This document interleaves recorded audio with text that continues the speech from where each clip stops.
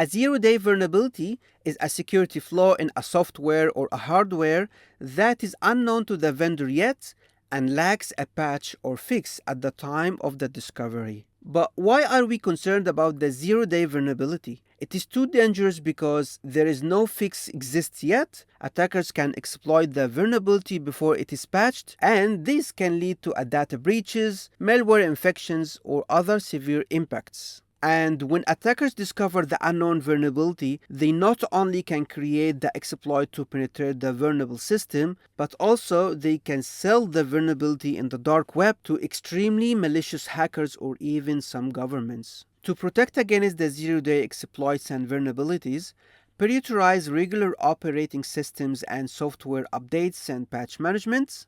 We also have to implement robust endpoint security solutions, including EDRs and XDRs.